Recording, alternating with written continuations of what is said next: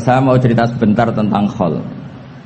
Dulu 84 guru saya Kiai Haji Maimun Zubair, semua mas saya se-Indonesia rawuh ke sini untuk muktamar, termasuk bapak kandung saya Kiai Haji Nur Salim ikut datang, ikut menyaksikan betapa pondok ini zaman itu masih Kiai As'ad jadi tonggak sejarah penting dalam NU, yaitu kembali ke Khittah 26. Kita tahu NU dulu itu ormas, kemudian era Gus Wahid jadi partai politik, era Gus Dur karena saran beberapa kiai, wafi muqaddimihim ada Kiai As'ad, Kiai Ahmad Siddiq dan beberapa kiai, kembali lagi ke Khittah 26, yaitu menjadi ormas, organisasi masyarakat yang menaungi, yang mengayomi, yang menganjurkan mazhab ahli sunnah wal jamaah.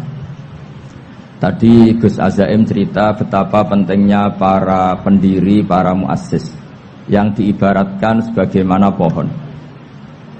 Saya masih ingat Dawe Mbah Mun. Saya nanti cerita mas saya sebentar, terus cerita kitab Al-Ataqoh As-Somadiyah dikarang Said Muhammad, fawaidnya maksudnya. Kalau Islam Arab, ini kata Mbah Mun, kalau Islam Arab itu contohnya kayak pohon kurma, jadi kuat. Dan wajah tasbihnya itu di daunnya tidak jatuh. Tapi kalau Islam Indonesia kata Mbah Mun itu kayak padi, jadi ya agak doyong-doyong sedikit gitu. Jadi untuk menghadapi angin besar itu pilihannya dua, Anda kekar kayak kurma atau fleksibel kayak padi. Jadi ya doyong-doyong sithik gitu. Ada koruptor sowan, salam templeknya ya diterima gitu. Ada calon bupati cantik ya didukung, pokoknya agak-agak doyong gitu.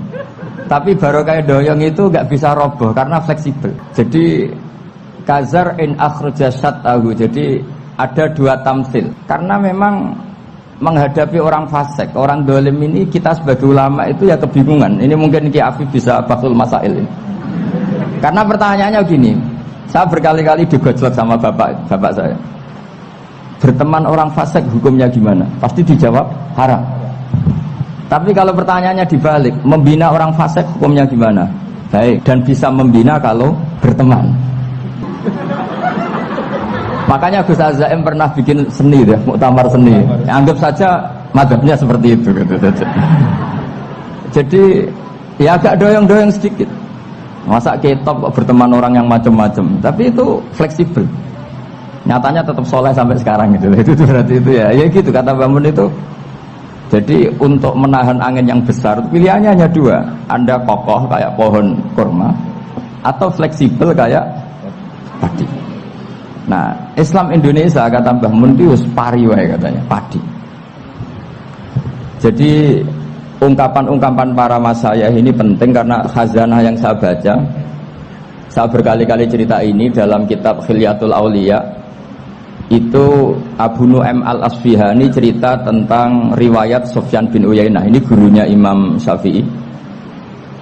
Itu setiap kali Nabi Isa dan Yahya, ini dua nabi yang sepurun, sama-sama masih muda.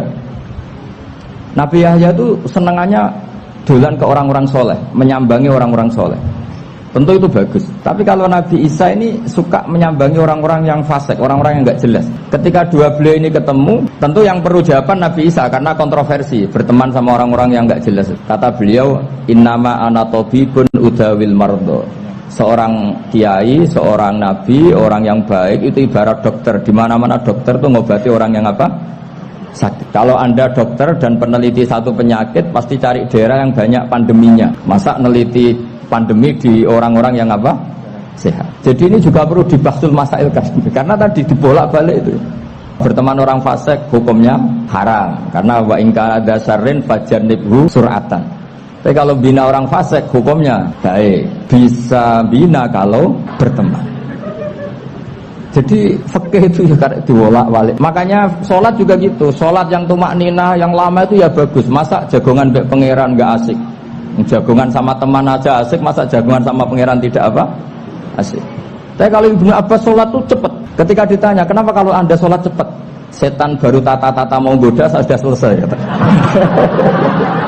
Karena setan itu ya jaga jaim tuh, jaga image. Jadi kalau mau goda orang itu ya surinan dulu, macak-macak dulu. Ternyata mau ke situ sholatnya sudah selesai. Lah kebetulan mazhab saya itu yang kedua itu gitu. Jadi kalau Gus Azaim itu sholat lama sekali, itu ada mazhab tandingan, yaitu mazhab saya. Itu karena ini sepuh saya, meskipun top beliau tapi sepuh saya.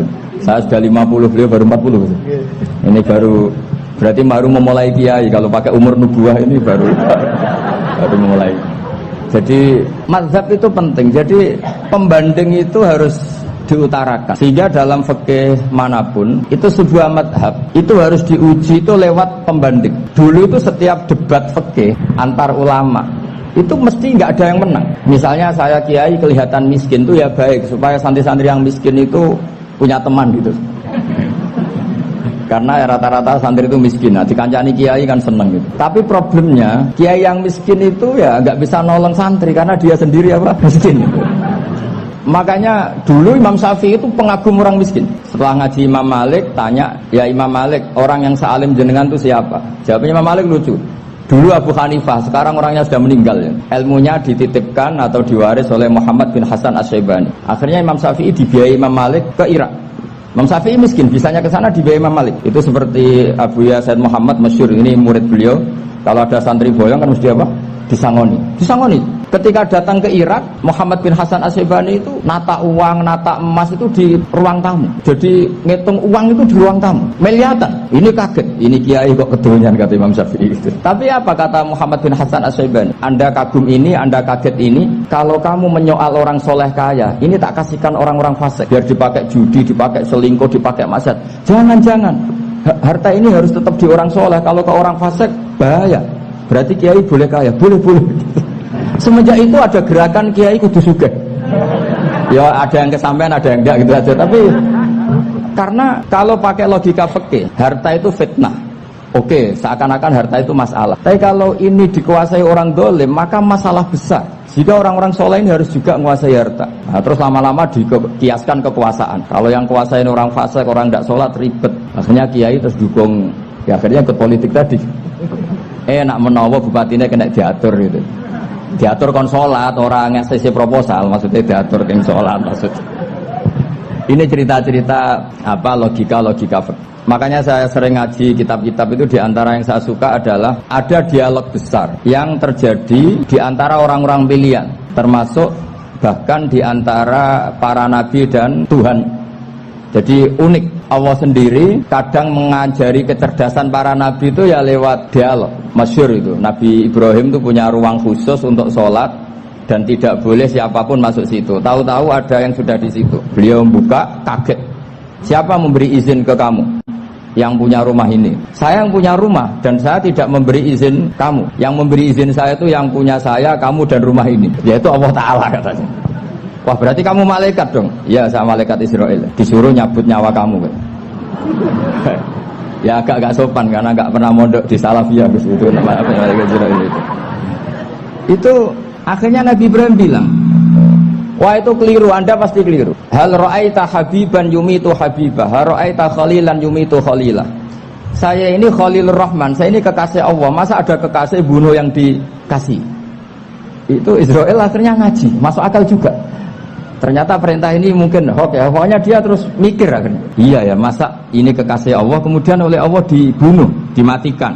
Terbanglah Israel, matur lagi, ya Allah, kata Ibrahim, hal ra'aita khalilan yumitu khalilah. Masa kekasih bunuh yang dia apa? Kasih. Kayaknya masuk akal Gusti. Mulai ngaji lah kira-kira gitu malaikat. Akhirnya oleh Allah dijawab, ya sudah begini, kamu datang ke Ibrahim bilang, hal ra'aita habiban yakrahu ayyalqa habibah. Masa kekasih tidak siap ketemu yang dikasih? Nah, jadi akhirnya Nabi Ibrahim, Israel datang lagi. Logikanya sekarang enggak gitu, begini katanya diajarin. Hal ra'aita habiban yakrahu ayyalqa habibah. Masa kekasih tidak siap ketemu yang dikasih? Terus kata Ibrahim, oke, ya, terus mau meninggal. Jadi kalau jenengan cinta betul sama Allah ya harus, ya tidak usah, jangan sekarang tapi. Kalau mati di rumah aja, kalau di pondok ngerepotnya kiainya nanti itu. Tapi nanti setelah punya cucu banyak lah. Nah, barokahnya baca ini dialog-dialog orang pilihan ini akan tersibak. Karena tidak dalam semua kebaikan itu nggak ada logika.